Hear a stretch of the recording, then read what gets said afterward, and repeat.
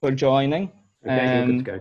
This is the first sort of open session that we've done after the test session 3 weeks ago, where Andy Sefton gave very entertaining presentation on flying historic aircraft.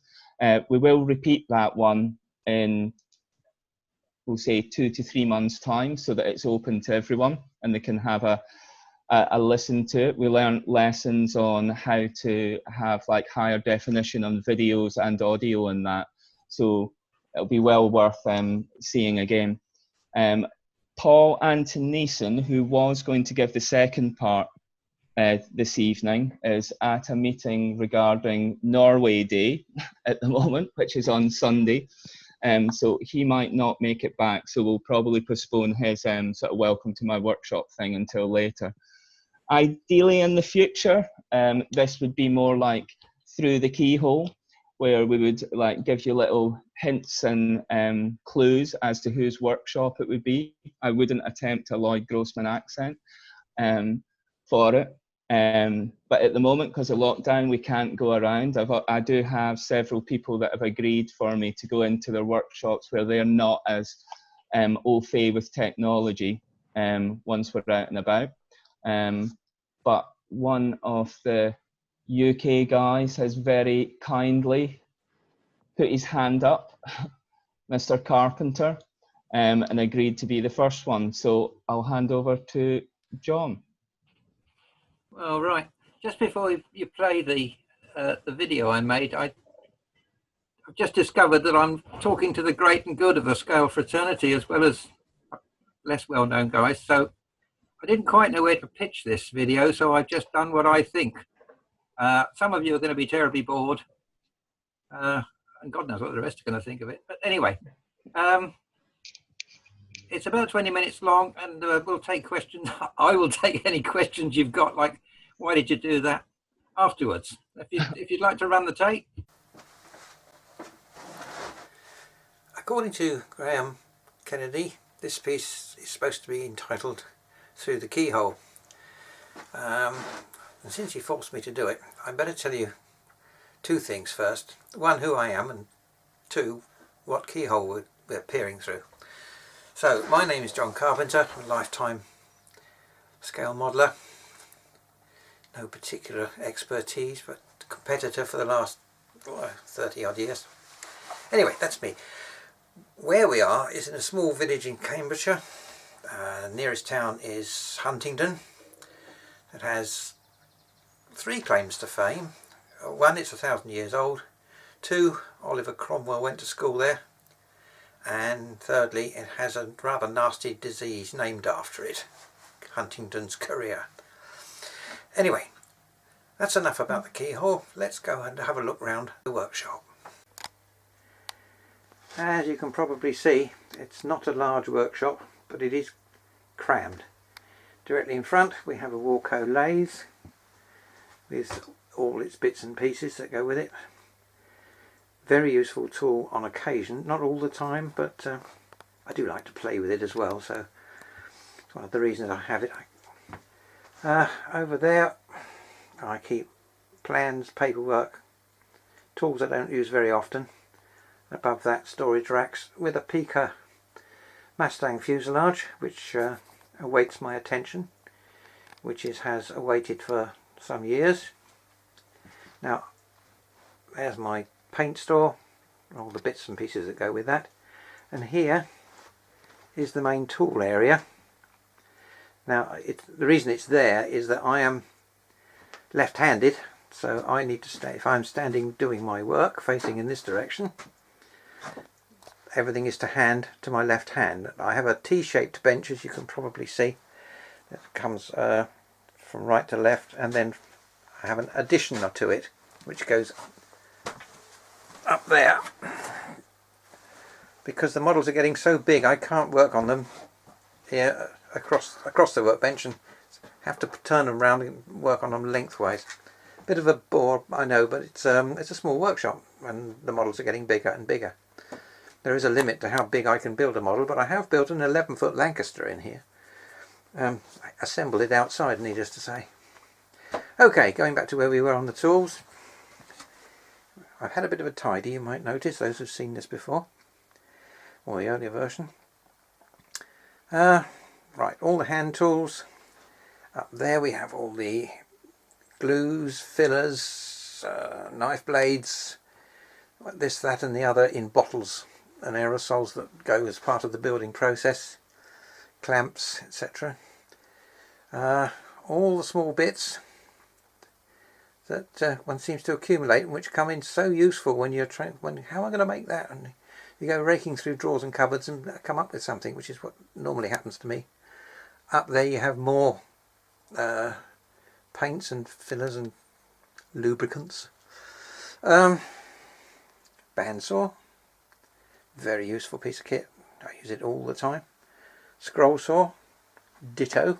Both of which, when I can, I move over to the main bench so I can do it. If I've got a long job to do, it comes over onto the main bench, so I don't try and work them standing next to one another, because that would be daft. Daft I do, by the way, no problem. Drill press, not a very good one, but it's adequate for my purposes. I don't really think I need a bit better one, really. It's no more than adequate though.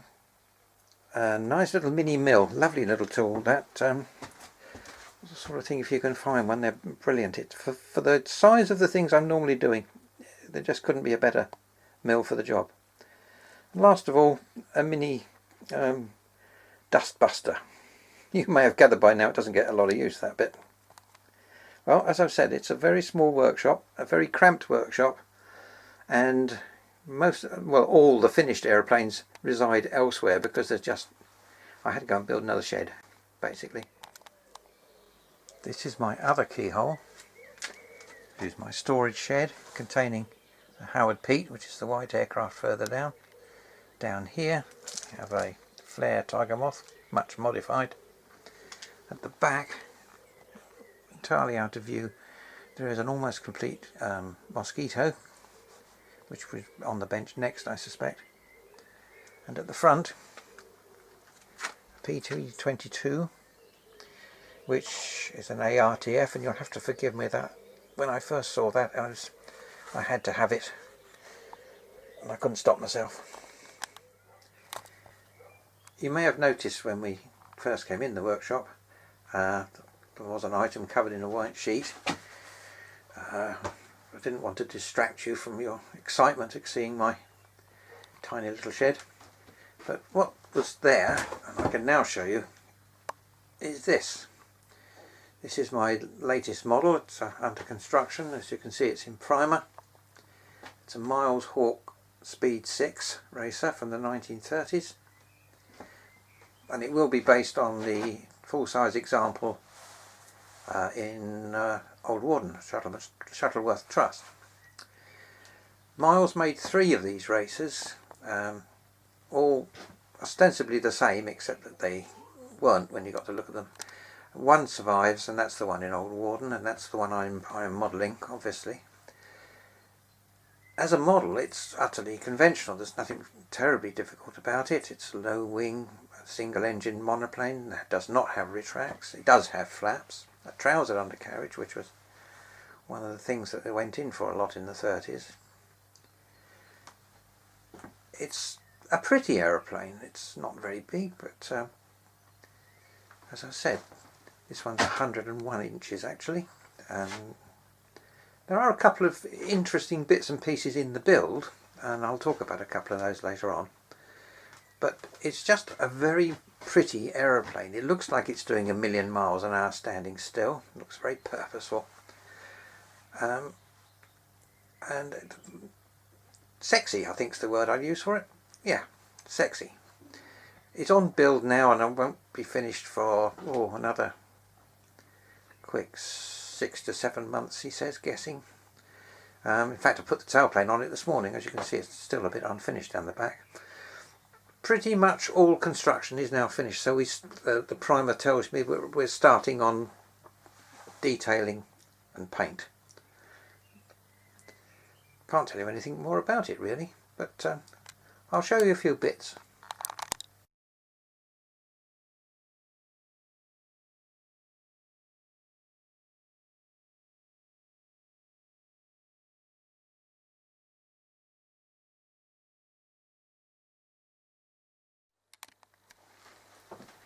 Right, just a couple of words about engines.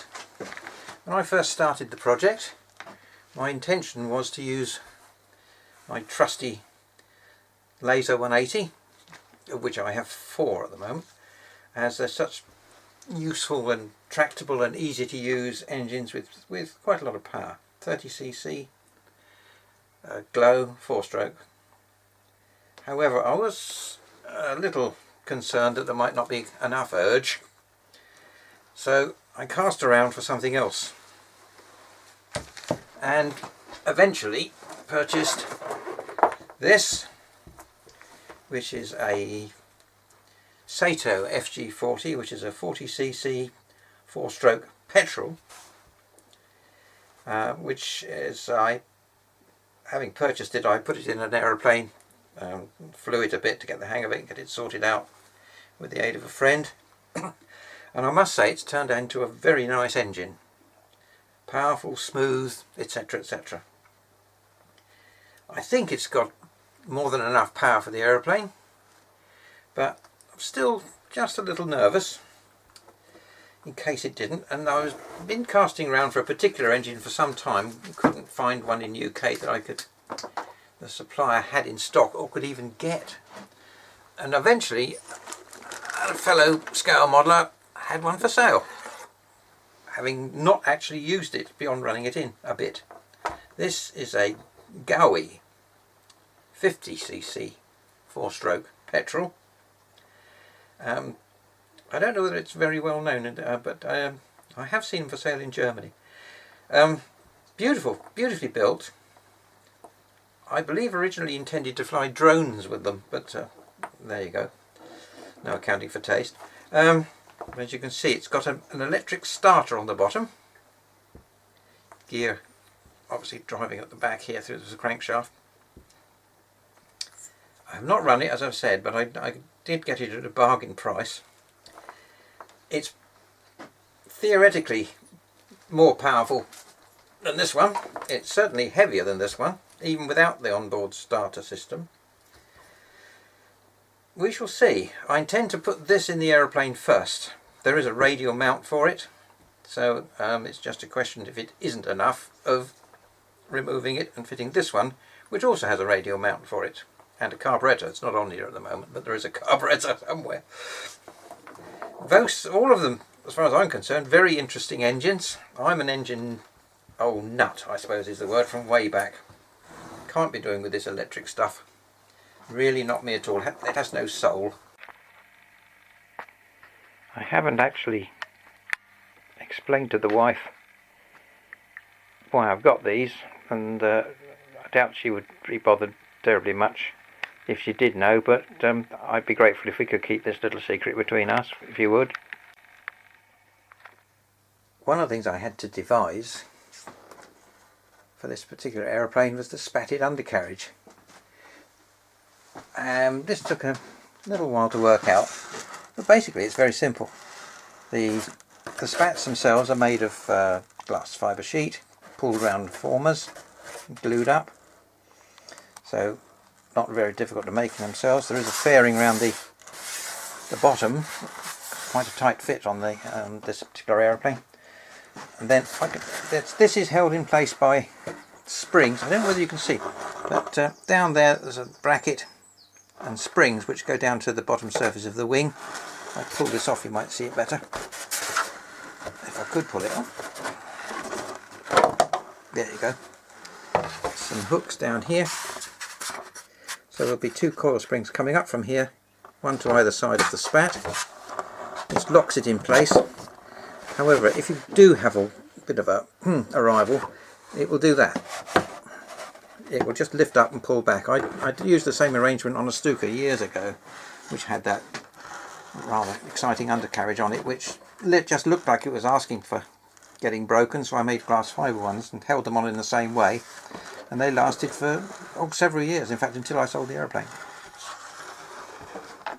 The undercarriage itself, it's a couple of oleo legs fitted to the main spar, bolted to the main spar. Legs I made myself to the right dimensions using my trusty Walco lathe, which really left just the wheels to play with. One of those items that I always have difficulty with is wheels, particularly as you get to the larger sizes such as this. For a long time I wasn't able to make them, but finally I worked out how to do it thanks to a magazine article or two. And this is one I have made up for the Howard Pete. Basically it's just a medium foam, rubber foam from Mick Reeves models, where you carve out the centre of it and shape. You can shape this. One of the final jobs is to shape this once you've built it, but the thing is built from 8th plywood sides, balsa core and a raised edge around the rim, which is thin around this one. As I said, it's very simple to make. You true it all up on a lathe, or you can do it in a drill press if you really want to, and then just shape this by running it in the drill press or lathe and putting a sanding block on it. It just moves very nicely. You can even cut a tread in it, as you can see here, if you can see it. This is a weird tread, but then it's a weird tread on the real aircraft. I made some for the Speed 6 as well. Same approach, but the wheel shape is different in that it's got a narrow hub. Again, it has a balsa core, but plywood there, and then a plywood outer ring as well, and another ring of actually made of wire, that one. The tyre is cut in exactly the same way as this one, but I haven't done the tread on this one. But it's again, you can just sand it. It's a bit harder to do on this one because it's much harder. But then I've used this harder one because the aeroplane's so much bigger and heavier than the little old Howard Pete. You see, with a nice lightweight aeroplane, this one's much heavier. Another one.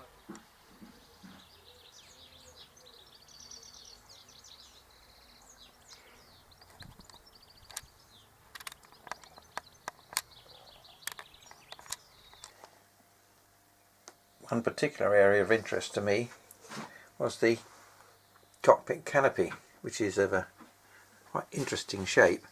I decided to make it move or open for no better reason than, well, I just wanted to, and the slight possibility that I might have to hide the on-off switch, etc., somewhere within it.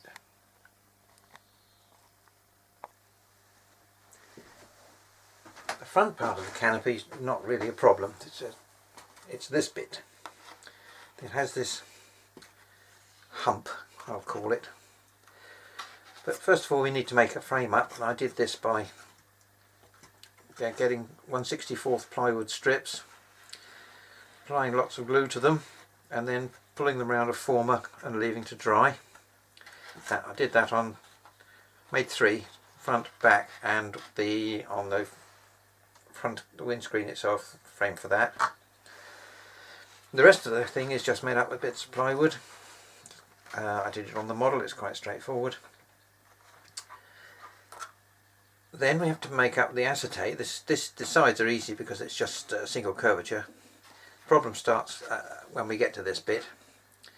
Now, I pondered on this briefly. I thought I could make a plug and trot down to my pal with a vacuum former and make the whole thing originally, but then I thought, no, I'll have a go at making it myself because I prefer to do it like that.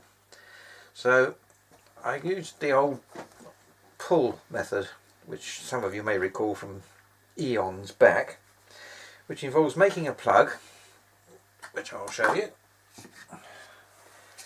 This is the plug I made.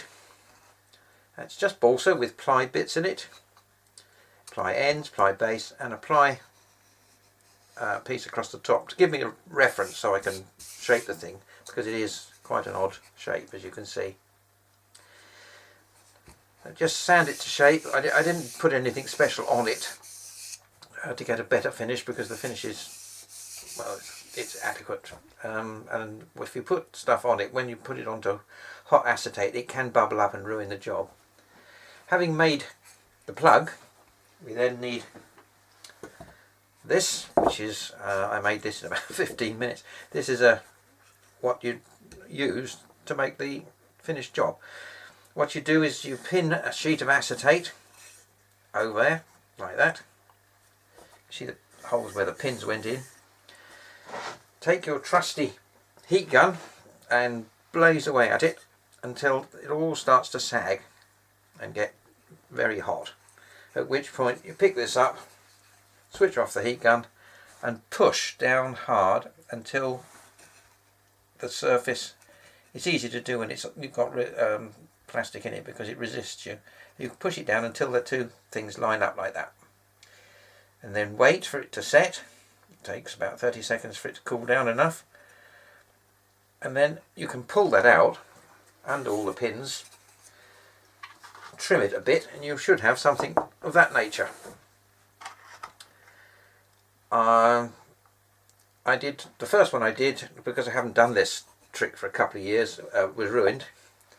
But if when you're doing it deforms but doesn't break, you can sometimes heat gun it and it'll be usable for a second go.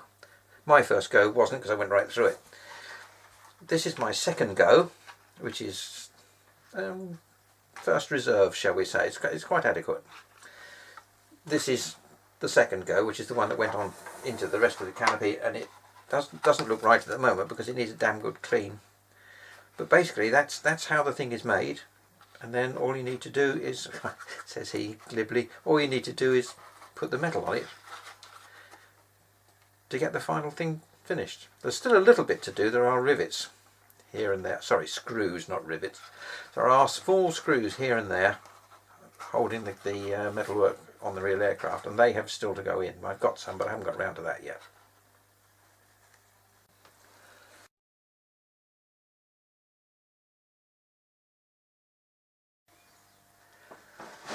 Well, there you are. I hope you weren't disappointed by the fact that there's not too much high-tech machinery in here. No CNC equipment, no 3D printers or any of the other tech toys that I can't cope with, basically. Hope you enjoyed it, and we'll do this again sometime. Not. John, you were very brave doing that, doing the first one. Really useful it's always fun to see inside everyone's workshops. A lot of the guys, you might know them or see the faces or what have you, but you don't know quite what their environment is, what tools they use, the size of the workshops, etc. So thanks a lot, John. You're welcome, for what it's worth. No, there's no secret now about what your new competition model is. No, I'm afraid not. I have to tell you, I'm not very good. I've got a small video camera and an amateur editing thing, so you can see the result. It's not terribly good. I hope the other guys can do better, frankly. That's a challenge, by the way. Not at all. There's one question has come through there from Martin Kinder, which is saying, how do you keep the dust down in your shed? It looks remarkably dust-free, considering you said you never used the dust buster. That's a good question. I don't keep it dust-free, basically. Every now and again I open the door and sort of, kick it out the door. No, I do have a go round with a Hoover about once a year. That's it. Normally just before painting. John, I think there was one question you were going to ask of someone that's on here. Was I? Oh, yes. Yeah. The aeroplane, the Speed 6. I don't know whether he's still on. Is he? Yep, he is. There is a person on here who's flown the Speed 6 from Shuttleworth. I wonder if he'd like to comment on the handling of the thing. So, well, I'd like to know him again anyway. I can't see him. Where is he? He's ready for you. He's unmuted. Yeah, I think you're... Andy, would you like to give us a few words? I'll put the picture up for you. I know what it looks like. I just thought you'd like to see it as a backdrop. I do have a question for you first, John, if you may. Yeah, go ahead. And in fact, there's another question come in from Mike Barbie. He said, will you fly the model before you paint it? No. Okay. And one from Gwyn that said, as far as the engine selection goes, Brian Borland flew his Mars Hawk happily on a Hazer 180 for years. What size was his? Hopefully he'll come back on that. He's got his mic switched off. Yeah, He's unmuted now. John, it was the same size, and I think it weighed something in the order of, from memory, about 20 something odd pounds, 22 pound, 23 pound. How many pounds? Flew fine. 22. Well, I'm hoping mine will come out around the same weight, about 22. Same size airplane. Yeah, and it's 100-inch. I just thought I'd like a reserve. Fair enough. Whatever works. Sorry, can't hear you. Oh, sorry. No, that's fair enough. Whatever works. Yes, yes. Absolutely. Well, my avoidance program has now run out, so I suppose I better answer the question. Graham contacted me this afternoon, and he said you'd have a question, and he did prime me on it, so I gave him the answer. And I'm going to read out what I wrote to Graham. I flew the aircraft at Shuttleworth 3 or 4 times in its previous incarnation. It wasn't owned by the collection at the time, it was on loan. It then moved to another location, and it's recently come back. I was, for want of better words, sacked from the collection in 2009, so I haven't flown anything there since. But what I said to Graham was, it's a bit like a mini Spitfire. Its controls are well harmonized, positive and responsive. The stability is good, but not excessive, so the aircraft's maneuverable. And it has a solid feel to it in flight. It's fast. There's absolutely no question of that. It is a very slippery machine. So when you fly it in competition, fly it fast. And if anybody criticizes, come back to me and I'll write you a note, because it should be flown fast. Anyway, that's by the by. I didn't notice any vices on the aeroplane. A lot of pilots complain about the old airplanes. Modern pilots in particular criticize the old ones and say this is a killer, that's a killer, the other's the killer. But if the aircraft has survived 70, 80 years and is still in one piece, then it can't be a killer. All of these old airplanes, for those of you that saw my lecture and those that didn't, in fact, all of the old airplanes, they're not difficult to fly, they're different. And modern pilots haven't, the skill required to fly a modern airplane is totally different to the old airplanes. So they're not killers in any way, shape or form. And the Speed 6 is one of the easiest of the older airplanes to fly.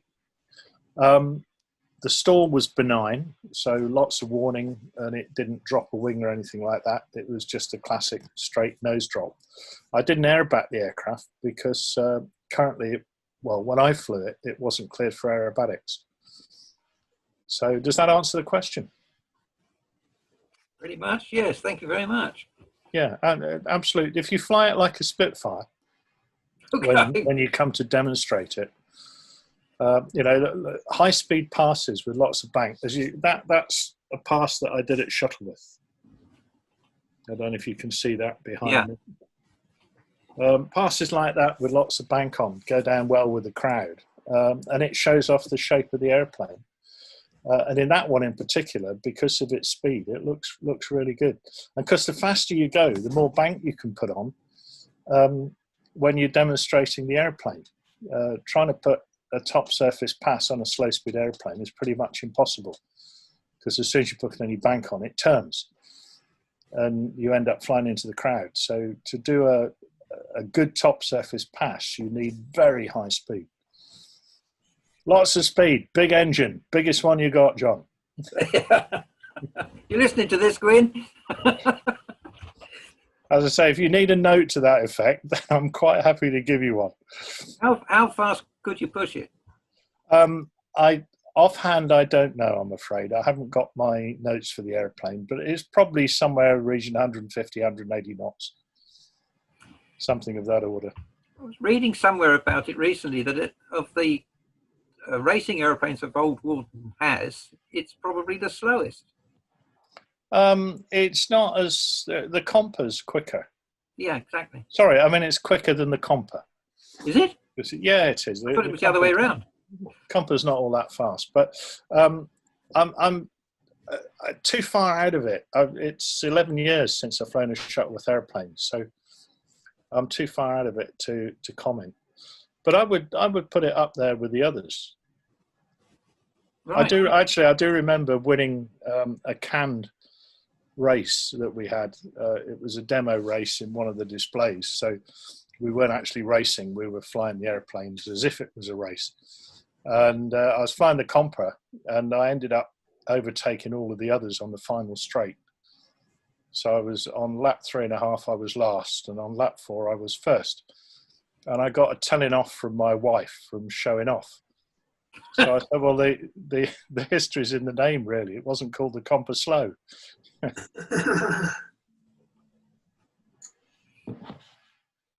Thank you for that, Andy. You're welcome, and thanks for the chat. I really enjoyed that.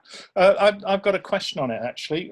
What the characteristic of the Miles airplanes is plywood.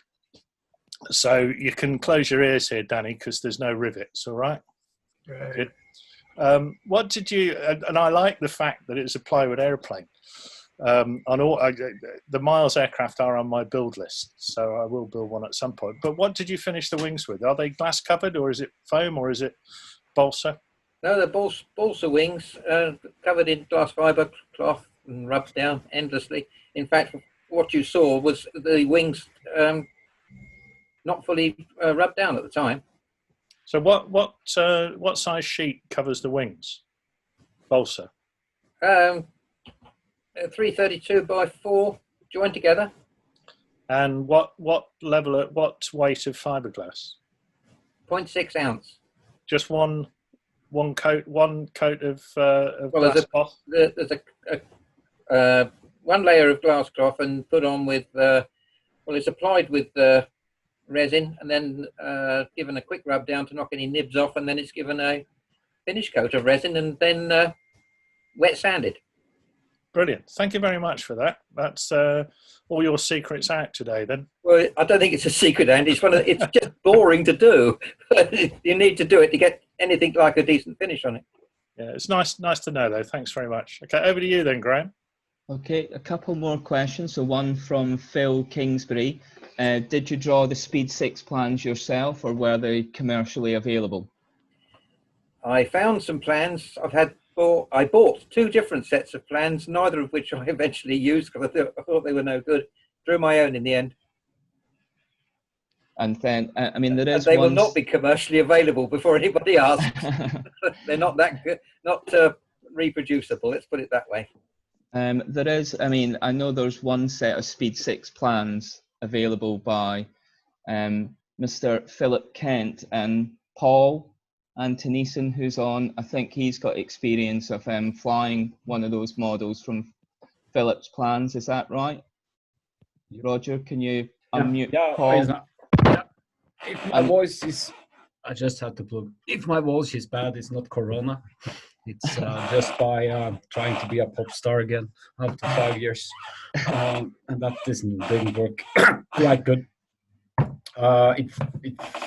It's a quite easy airplane to fly. It's quite fast. Flies like what can I say? It's like Andy says. It flies like a Spitfire. Keep it fast and it's quite aerobatic actually. But mine was quite small. It's a quarter scale by Philip Kent. I had a laser 180 in it, and this was great. I did some change to the plans though, but still it's the same basics. I think my problem was to find a decent tree view drawing. That was the problem I had. Hope John has solved that.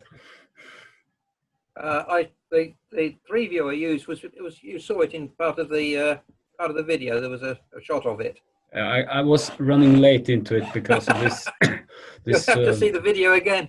Yeah, I have some problem. And you see, we are having the 17th of May, the National Day on Sunday, and suddenly, since the Corona is here, they are shut down everything. And then my town has decided to have a concert recording on the local TV, and then they had to bring in some old people to play, and that was my problem today. I had to rehearse, so that's why I'm running late.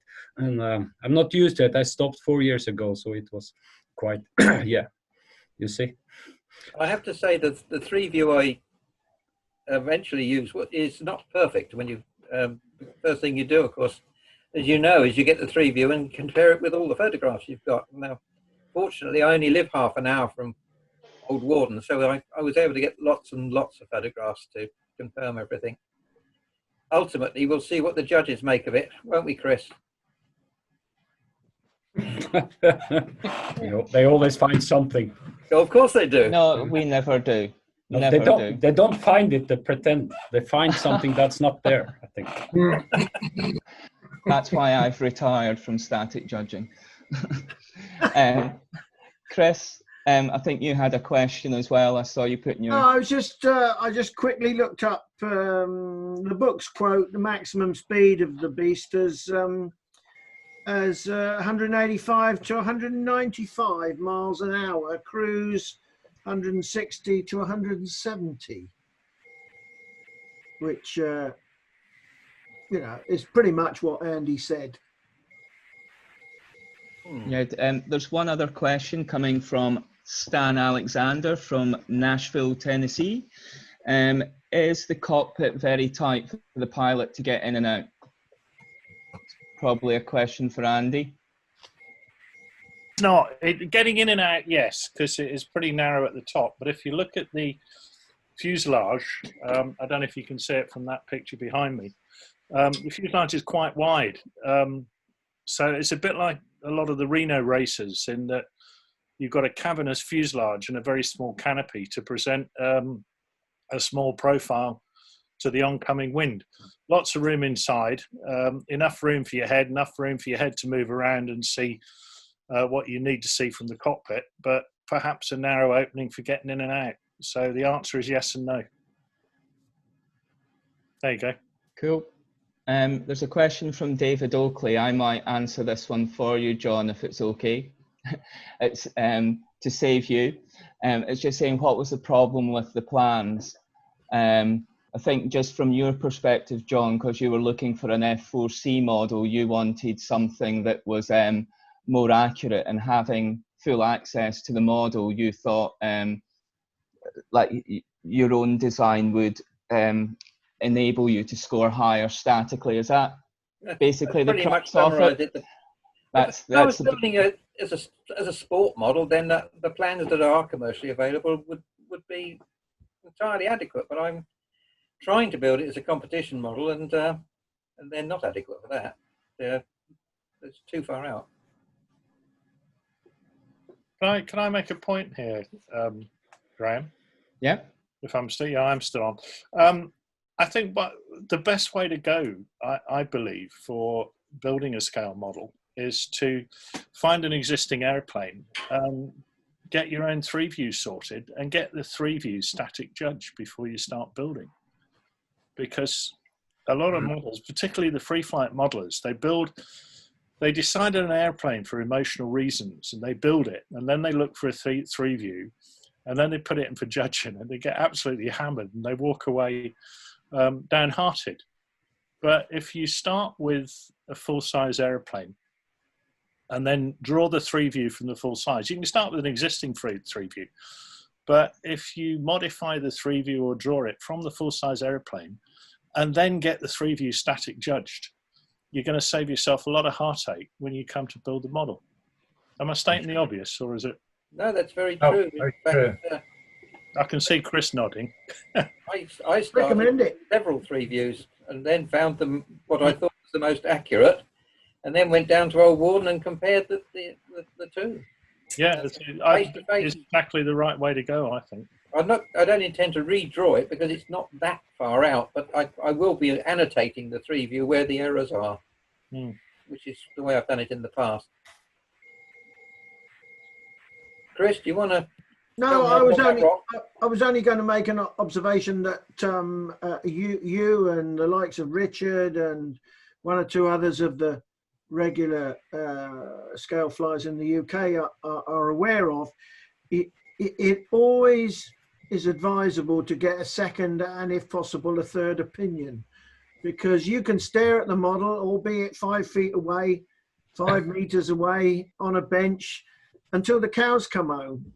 And somebody else will come along and take a 10-second look at it and say, that's wrong. Yeah, I've hit that guy. Yeah, I've never done that with one of Dad's models.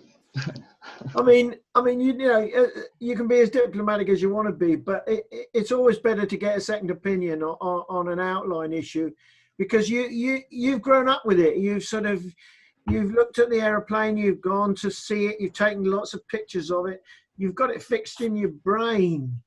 And when you build it, you build it with the best of your ability, and then what you don't do is you don't put it on a table at the normal judging distance and run a critical eye over it in comparison with the drawings. And it's surprising how many errors you can pick up. They won't be major, they will only be minor, but points count. And you know that as well as I do, John, because you know, you can tell from my sort of observations on the peak. Yes, thank you for that. That was another winter's work. It's another question from David Oakley. So it's asking, how long does it take to get your 3 views sort of judged or assessed first, and how? I mean, in terms of that, if you're going through the process of having your drawings ratified, then you just contact the Scale Tech Committee and then provide your drawing and sort of photographs which are proof of the drawing that you have produced. And then I can't remember how many of us there are. I know I'm one, Chris is one, Bill Dennis is one, yeah, Andy, yes, and Charlie Newman. And yeah, Charlie Newman. So there's 5 of us. It's about time we reviewed that, so I think we ought to put that on the agenda maybe for later in the year. Yeah. But if you send it, you can find the email addresses in the BMFA on the BMFA website, and send it to anybody on the committee, and they can send it to secretary. Well, the secretary is the best person to send it to. Who's on tonight? Doug. There he is. Send it to Doug Hunt, and then he'll farm it out to whoever needs to look at it. There you go. You won't get an easy ride, though. We'll make sure it's absolutely right before we sign it off. But once you've signed it off, then it can be used in BMFA competition. And you will have a pretty good idea that if you build your model to that 3 view, then it'll be pretty accurate. And that will save a lot of heartache and a lot of rebuilding. It's a good investment. There you go. I'll shut up now. Yeah, comment from Greg Lepp from Australia, which is totally correct. He says, as John has access to the full size, surely the photos take precedence over the 3 views, which is correct. Not all judges mark in that way, so it's basically just as an extra safeguard, and the 3 view is there as one of the requirements for scale competition. But yeah, as you say, photos take precedence, which I think, Mr. Law, you have plenty of photos of your current project as well, which is a larger version of a previous one. Oh, Roger, can you unmute David Law? David Law, yeah, okay. Okay, you can go. There we go. Yeah, I spend quite a large amount of time researching the aircraft and photographing it, doing the 3 view, and at the point where I'm happy with what I have, I'll start building that component. I may not necessarily finish the entire 3 view before I start the aircraft, but certainly breaking it down component by component, I'll try and make sure it's as accurate as possible while building it. Sometimes tackling an entire project is overwhelming for my little brain anyway, so I find it easier just to concentrate and focus entirely on the area I'm working on first. But I've got a de Havilland Vampire twin-seat version that I'm rebuilding in a larger scale from my last one, but it's been on the drawing board for a long time, getting closer now. So Mike Barbie, I see you've got your hand raised as well. Do you have another question, or did we cover it? You covered it. I asked him if he was going to fly it before he painted it. So that's interesting. Is that something that you tend to do yourself, Mike? No, I finish them all the way and then go test them. Yeah. I thought that was the case. Yeah, it would be hard to, for me to go out and fly it, and then if it doesn't fly well, then I would probably give it up. But I've been lucky over the years to build a couple models that have done real well, so I just paint them and go with it. If I can put in there, I think flying them before you paint them is a free flight thing, because the chances of a free flight model having severe damage on the first few flights is a lot higher than a radio model. So it's certainly something that I do on my free flight scale models, is fly them before painting. But radio models, I don't think it's applicable. Have you got any comments on that, Doug? Doug Hunt, as another free flight modeler? I'm not sure whether I'm sort of switched on or not. Yeah, you are. Yeah. Yeah. Yes, I think you're right, Andy. The of radio de-risks those first few flights, providing you take the normal precautions of centre of gravity in the right place and all the rest of it. Free flight models tend to be smaller anyway and more susceptible to wind gusting and all the rest of it. And so it is a thing that people tend to do. Yeah. What I don't personally do that, because I find it very difficult, particularly if you've got a model that's powered by an internal combustion engine, very difficult to actually clean the model afterwards to actually paint it. So it makes your life difficult in finishing if you actually do fly when you're unfinished. So I personally wouldn't do, but some people do. Roger, can you unmute either, well, Mike Hadland and Mike Stewart? Yes, no mind. Actually. There we go. I can see them now sitting to attention. Yes, Mike Stewart is up. And Mike? Yeah, yeah, they're both down. Yeah. There we go. I mean, obviously, for those of you who don't know, Mike and Mike Stewart, Mike Handland are two of the prime free flight scale modelers in the United Kingdom at the moment. So they're talking from vast experience. I tend to paint before I fly. I tend to fully finish them because I have the feeling if I try and fly them before I've painted them and then I damage them, then I'll never get to see them fully finished. So I'd like to see them fully finished, take lots of photos, and then have a go at flying them. And I tend to build rubber mostly, almost exclusively, so we don't have the fuel issue that Doug was talking about. Yeah, no, all my models, I finish them, paint them, but keep a lot of knockoff bits that will get knocked off whilst trimming, and add those afterwards. That's my way of going.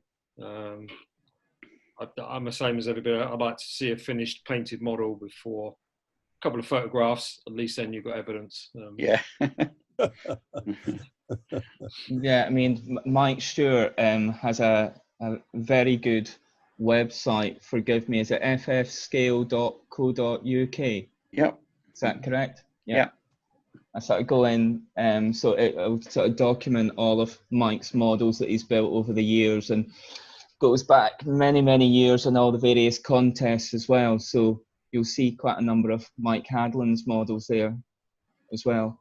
About 1999 I started it, so it's gone very quickly.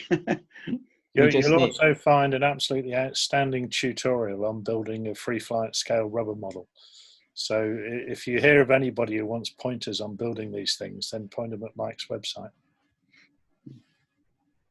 Yeah, cool. Has anyone got any more questions for John Carpenter or the Speed 6? Can't wait to see it fly. Me too. That's one question for John, actually. Do you have a spray booth, John, for painting your models? Or? That room is the spray booth, I'm afraid. Oh, right. No, I tend to do the painting outside. Much to the wife's annoyance, I tend to spray in the middle of the garden. So her plants tend to change colour depending on the project I'm working on. What sort of paints you use, John? It depends what it is. This one I'll probably do in inwards enamel. I can't remember the name. Spectra, is it? Right, yeah. Spectra enamel. I'll probably use that. But I've got my own spray gun and compressor but aerosols are very nice for filling in little corners at times when you've had a bit of an accident with it and scratched something. Rather than get the whole spray kit out again, you can just rattle can it, which is quite handy if you get it a good match. But just basically all spraying is done in the garden. Wait for the wind to drop. Yeah. Cool. So going forward, I've already managed to twist Mike Barbie's arm that he's going to do the next session in 2 weeks' time. Mike and I are going to have a quick chat tomorrow to discuss sort of potential things that we can talk about, see inside a much larger workshop. I think it's safe to say, Mike. Yes, it is. I've been very lucky. I've been blessed that certainly couldn't be much smaller. My wife decided when we built this house that there was no more models in the living room, dining room, or kitchen. So hence my workshop is the whole lower level of the house. Otherwise known as the monster hangar. The monster hangar, correct. That's correct. Wow. But just any comments from any of the participants? What sort of things would you like to see in the future weeks? We'll do some more of these sort of welcome to my workshop sessions. There's some sort of historic aircraft ones. We'll have Andy redoing his presentation that he did as part of the test session. Got a little bit of feedback there. Yeah, all of those aspects, maybe like do a walk around of a particular aircraft. So I know Gwyn Avenel, he's off the screen now. He's had to go back to work, so I can nominate him now while he's off the screen. But Gwyn obviously has a top level Hawker Fury. He's willing to give us a sort of walk around of that as well, go through some of the techniques that he used. But is there any suggestions from anyone, and then I can try and source someone to speak, or even if any of you guys want to lead a session, Mr. Hadland, Stuart. At some stage, yes, most definitely. Yes, yeah. Brilliant, thank you. Yeah, it doesn't have to be in the next few weeks. We've got a few. Look forward to it, mate. Yeah, look forward to it. Yeah, brilliant, thank you. David, as well, I know I'm going to come to you. We might need to shift the time slightly because obviously you're getting up at 5:30 in the morning to come to these. That's right. I'll do it at a time when you can get up at 5:30 in the morning as well. I'm used to that. Yes, so that's no okay. problem. So it's dealer's choice, is it? Whoever's doing it chooses the time. You've got it. I thought when I was asked to do the walk around the room, that's okay. But I thought I maybe do a 3 minutes video from the airport that we're gonna have the World Championship next year. So the guys who is on the screen can actually see what they are going to fly at. We can post that too. I will post it on the internet, but we can use it on this first before we put it. Is that an idea, David? No. Send him more. Yeah. Gwen maybe? Sounds good. Yeah, no, good idea. Yeah. Yeah, I'd like that too. Yep.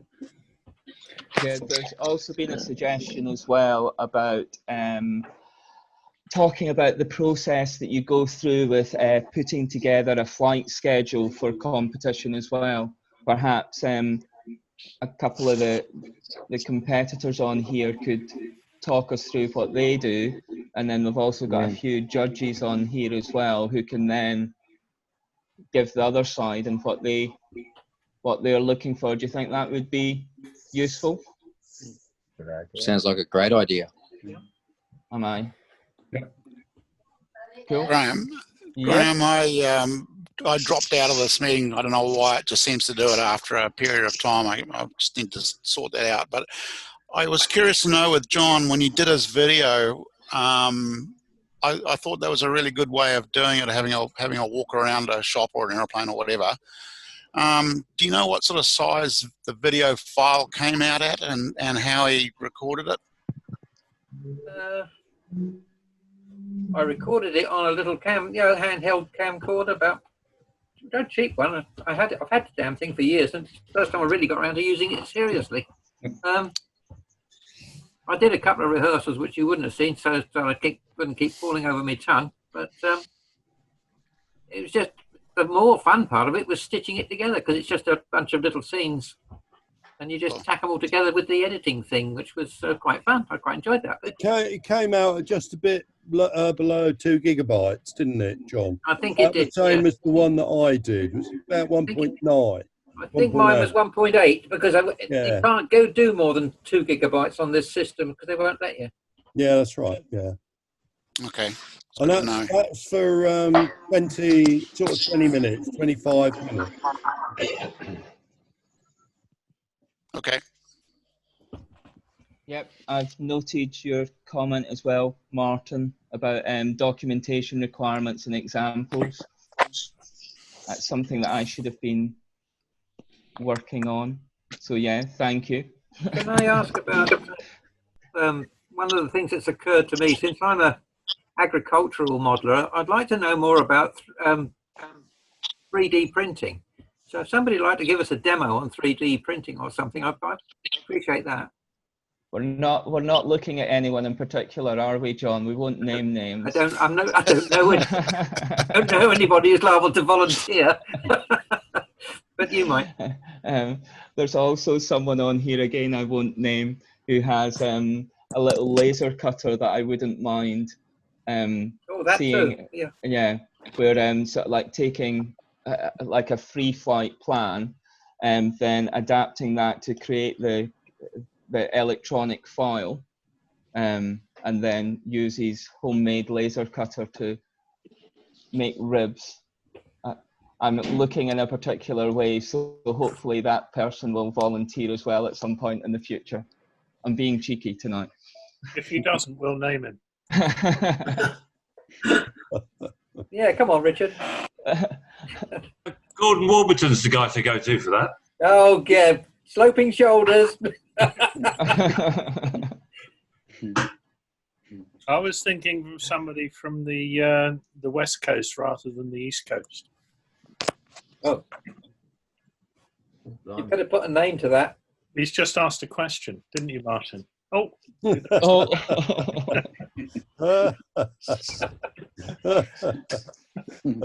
That's a look of disgust there, Martin. Well, that should give you a few food for thought, I would have thought. Graham, you've got a fair old list there.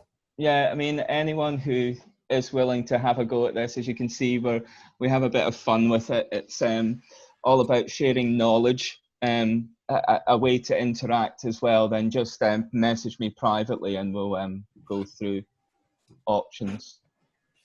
Hey, should we look at Pål's video? Sorry? Should we have a look at Pål's video?